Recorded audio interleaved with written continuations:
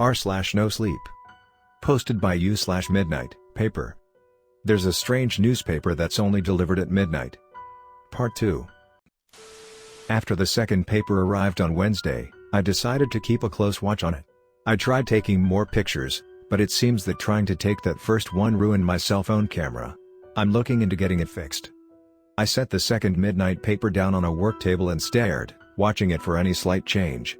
Hours passed. My eyes grew heavy. Exhaustion seemed to settle into every cell of my body, heavy as lead. It was 5 a.m. on Thursday morning when I first started to see it. There were wisps of black smoke rising from the black pages. I leaned closer, covering my nose and mouth with a face mask to avoid inhaling the smoke. It seemed like the black paper itself was burning up. But there was no fire. The pages were just beginning to curl up and float away, disintegrating into fine smoke before my very eyes. My phone rang. It was work. I ignored it. I had to keep looking. By noon, the cover page was gone.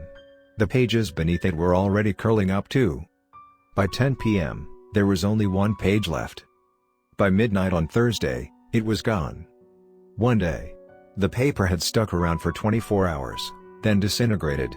Suddenly, I was very glad to have taken that picture. Broken cell phone camera be damned. I went off to sleep and dreamt of black smoke and white ink. Friday. Another paper was coming at midnight. I wasn't ready for another one. I was exhausted, scared, but also oddly excited. This was weird. Weird in a way unlike anything I have ever experienced. It was like there was a secret, invisible world that had existed beyond my mundane life. And now that I had stumbled upon it, I didn't want to go back. I didn't get reprimanded at work, but there was some tension when I logged on Friday. Whatever. They wouldn't understand. I'd like to see how they'd react if they got a midnight paper on their doorstep. 11:50 p.m. I sat on my front porch. The front door shut behind me, the welcome mat a few feet in front of me. I'd swapped out the bulb above me for a new one, just in case. At 11:55 p.m., the hairs on my neck stood up. There seemed to be strange electricity in the air. There was a chill, too. One that felt like it went deeper than my skin, like it was wrapping around my bones. At 11:58 p.m., a metallic taste filled my mouth, like sucking on a penny. At 11:59 p.m., my eyes began to sting and water, as if I was standing in front of a bonfire. Then it happened. The light bulb didn't flicker, it just shut off abruptly.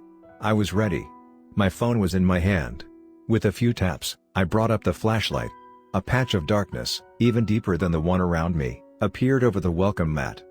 I brought the flashlight over it, and could just about see the black bundle. Then my phone went from being cold to the touch to searing hot in the blink of an eye. I dropped it, hearing glass shatter. The odd thing was, I heard it before it hit the ground. The air around me seemed to disappear. I wasn't breathing oxygen anymore. I wasn't breathing anything. My eyes bulged. My throat spasmed in protest. Then the light popped back on, and it was done. The air around me was the same as it had been just moments before. I coughed, my lungs screaming for oxygen. I swallowed it in gulps, lightheaded, the dark tentacles of a migraine already wrapping themselves around my brain like a vice. I pushed through it. I needed to see if the paper was there. I needed to know if my interference had caused it to be taken away. I sighed. It was there. The same black bundle tied with the same black twine. I brought it into my dad's study, used the knife to cut the twine, and unfurled the rolled up papers. Again it was one article, but it was longer this time. This is what was printed on the black pages. The new kid, jailed teacher tells bizarre tale. Former English teacher Mark Bailey, found guilty of murder last winter, sat in the visitation room of a maximum security prison. He looked gaunt, pale, haunted. He was a far cry from the young, athletic man that was a constant presence on millions of television and phone screens across the nation. Bailey seemed to have it all. He had taught at Roslyn High School for almost a decade. He was well liked, with many students citing him as the reason they discovered a passion for literature. He was the coach of not only Roslyn High's girls volleyball team but also the town's Little League team. He was married to his high school sweetheart, Holly Bailey, a kindergarten teacher. On the outside, his life was not just innocuous, but downright inspirational. It's a well-known fact that, instead of traveling to Europe or Hawaii for their honeymoon, he and Holly opted to join the Peace Corps to volunteer in Africa. So where did it all go wrong? What transformed the Mark Bailey from 5 years ago, a well-loved coach and volunteer, Into the Mark Bailey who must now be separated from the prison's general population for his own safety? The answer has a name: Stephanie Carson. Carson was a senior who attended Herrick's High School. She was popular, smart, the star player of the girls' volleyball team, and already accepted into several Ivy League schools. Stephanie's promising life was cut short when, after a few weeks of stalking so severe she placed a restraining order on him, Bailey broke into the Carson family home and attacked her with a knife. Bailey's trial was a lightning fast affair, the evidence stacked against him so completely it left no room for interpretation. Yet, there were many online who rallied to defend him, citing his strange, disjointed testimony as evidence for mental illness. "You don't understand," said Bailey in court, "she's not what you think. You'll see. Just wait for the new school year to start. If I had more time, maybe I would have put an end to it." After being reminded that Stephanie is now deceased, Bailey exploded into a series of bizarre statements and accusations, many directed at Stephanie's parents. After several months of being blocked by Bailey's court-appointed psychologist, we were able to secure an interview with him. Sitting behind the glass in a beige jumpsuit that seemed to be several sizes too big, Bailey spoke into the phone mounted next to the window, his voice a distorted whisper. Almost immediately, as if knowing what we were there to ask about, he launched into his story. Her name was Monica first. Monica Campbell. So that's how I think of her. She was the new kid that year. She moved here from California, or so she said. She was instantly popular. Pretty, from a family with a lot of money. She was at the top of every class, straight A's, 4.0 GPA. She came to the first volleyball practice and everyone could see she would become the best player on the team. She was in my English class too, and she seemed to know more than I did, could quote Yeats on the spot. Oscar Wilde was her favorite though. She got into Yale. Stanford too. Went for Yale for chemistry. Bright kid. She was even homecoming queen. There was something about her. Like a spark. Monica was almost too bright. Strangely intelligent. She seemed to be able to learn things right away, and remember every little detail later. My car broke down once, right in school. There must have been a dozen teachers trying to help out. Harrison, the science teacher, was fiddling with the motor when Monica walked right up. She looked down at the engine, rolled up her sleeves like a fucking mechanic, and started working on it. She fixed it. The car started right away. She apparently spoke Japanese, German, French, Spanish. We could only verify the Spanish and the French, but she spoke them fluently. A few teachers cried when she left, saying they'd miss hearing her laugh in the halls. She made a big impression. Obviously. I don't know about her parents. I think her mom came to school once or twice. Dressed like she was attending the Oscars or something. But we didn't see her after that, or the father, not even at the graduation. Monica was valedictorian. It was the year after that things got weird. The first semester had just started when there was a new kid in school again. Her name was Natalie Creed. She moved here from California. She was instantly popular. Pretty, from a family with a lot of money. She was at the top of every class, straight A's, 4.0 GPA. She came to the first volleyball practice and everyone could see she would become the best player on the team. She was in my English class too, and she knew more than I did, could quote Shakespeare on the spot. Emily Dickinson was her favorite, and she looked just like Monica. Everyone asked her if she was related to her. She said no. But there were rumors. Maybe she was a cousin or a lost sibling. Her parents didn't come to school either. She was valedictorian, the homecoming queen too. She got into Harvard and NYU, went to Harvard for chemistry. It was weird, everyone said so, but they seemed to forget right away. I was the only one who kept saying how strange it was. That made them look at me like I was crazy, or worse. So I let it slide. The year after that, we were at a volleyball game at a different school, and there she was again. Her name wasn't Monica or Natalie anymore, it was Jennifer Cook. She was the best player on that team. Better by far than anyone on ours. I knew something was wrong, but even asking about her made people look at me like I was sick. There are enough stories about teachers becoming obsessed with one of their students for all the wrong reasons. But it wasn't like that with me. She looked the same, she acted the same, she always went off to study chemistry. So, I followed her home. And the house was one of the biggest in town and we're in Long Island. It wasn't Monica's house, but damn well could have been. Then I saw her, the mom. Monica's mom. I knew something was wrong, but when I told my wife, she told me that I was losing it. That I couldn't follow anyone home, let alone a high school student. I was a teacher, for God's sake. The year ended. When the new year started up, I went looking for her. I went to every school in the area, and I found her. Her name was now Stephanie Carson. She looked the same as Jennifer Cook, the same as Natalie Creed, the same as Monica Campbell. It wasn't just her looks, she sounded like her, moved like her, played volleyball like her. I followed her home again. It was a different house, but the same tax bracket. I waited until nightfall, then snuck in. A window was wide open. There weren't any family photos on the walls, just art. The house was fully furnished, not a fake house or anything. They must have been moving for real. Nobody was home yet, so I looked everywhere. I had to find an explanation. The door down to the basement was open, and that's where I found it. It was like a fucking lab. There were machines I couldn't even recognize, a freezer the size of the wall with frozen petri dishes and test tubes inside. There were also weird books. Astronomy, occultism, demonology. Then she snuck up on me. Quiet. She must have hit me with something because I blacked out. I woke up in the hospital handcuffed to a gurney. The police were there, my wife wasn't. They said that Monica, Stephanie, was putting a restraining order on me. That I had been following her for weeks.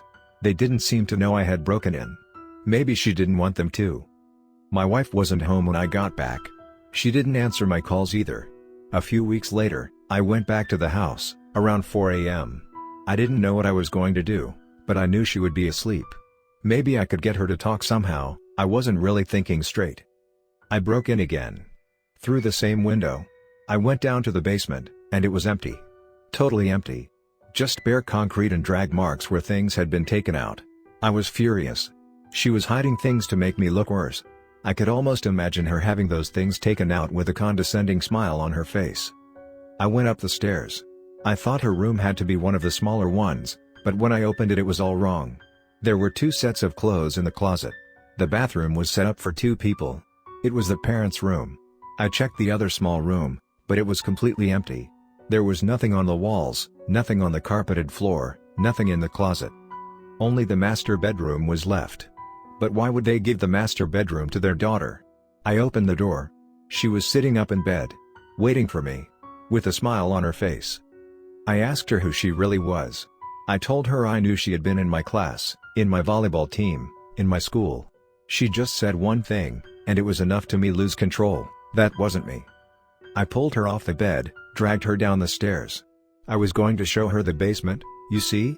But it went wrong. She was faster than me. Stronger than me too. She forced my fingers apart and rushed for the kitchen. Then she just waited by the knives. Like she was inviting me to use one. So I pulled one out. She smiled again. So I stabbed her. Then again. Then again. She was still smiling when the police showed up. Later, they said that she had called them. That she had gotten away for a few moments and called them from the bathroom. But that was a lie. She must have called them before I went up to her room. Her parents were at the trial. And that's when I knew. They didn't look sad. Just annoyed. Like I had broken one of their toys. It was the parents, you see? They're behind this. I should have waited for them. I should have killed them instead. Bailey became frantic when the interview was coming to a close, like a castaway watching a ship fade into the distance. Look. It's up to you. Go to every high school in Long Island. You've got to find her. She'll be there. She's blonde. Blue eyes. She must be about to graduate again. Follow her home. Get to the parents. Get them talking. You've got to find out why. Bailey was found in his cell a few days later. He'd chewed through both of his wrists. The damage was so severe that he bled out before he got to the infirmary. Nobody involved with this publication fulfilled his last request, and we urge our readers to ignore it as well. I read through the paper a couple of times. Long Island. Not too far from where I live. But I'd never heard of this case. A murder like that, a trial like that, involving a teacher and a student, I'd have heard of it. By the time I was done reading, it was almost 2 a.m. I collapsed into bed and fell asleep, my mind still filled with the black pages, and with that shadow that had left them on my doorstep. I spent most of Saturday in front of my computer, typing different variations of Mark Bailey and the names he had given in the article. Nothing. I was only met with seemingly thousands of Facebook profiles. No articles. No headlines. No memorial pages. Yesterday, I turned my attention toward the first 2 articles. I scoured the internet, Finding only medical ads and urban legend games. No mention of the ledge game. No mention of the removal doctor. I decided to go for a walk. It was late, almost midnight, actually. But I didn't have to worry about that. The next paper was due Wednesday night. I walked toward the nice part of town, where there always seemed to be new businesses and new buildings going up. The cold air felt nice on my forehead, where the seeds of another migraine were already growing. Then I saw it. It was something so striking, so unmistakable, that it drove the pain out of my head in an instant of blinding shock. I was looking at one of the new apartment buildings that had gone up last year. It was already well populated. I could see the checkerboard pattern of lit-up windows and dark rooms. Nothing out of the ordinary, until you looked at the rooftop. There was a tiny silhouette standing there, at the edge of the rooftop, on the ledge. I rushed toward the building. I was maybe 1 block away. I wasn't thinking about the distance, about the difference in height, about the fact that my voice wouldn't be able to carry all the way up there. I was only thinking about that silhouette, about how it was almost exactly what I had pictured when I read my first midnight paper. The building's lobby was dark. The front desk appeared to be empty. The glass double doors were immovable. There was an e-card reader on the wall next to them. I couldn't get in. I backed up, standing in the middle of the street. I craned my neck, and there it was. The little shadow in the shape of a person standing on the ledge, quivering and shaking under the pressure of high-velocity wind. They were standing on one leg, the other was dangling over the ledge. I started to shout, but the sound died in my throat. Because the person was already a blur. I closed my eyes, but I felt it anyway. Felt it more than heard it. It wasn't just a bang. It wasn't just a crack. It was something you feel in your bones, something that stabs you in the stomach and scoops all the feeling out of your legs. When I opened my eyes, I couldn't bring myself to look at the body. I just watched the red rivulets snake their way into the gutter. The ledge game. It was real. It was real now.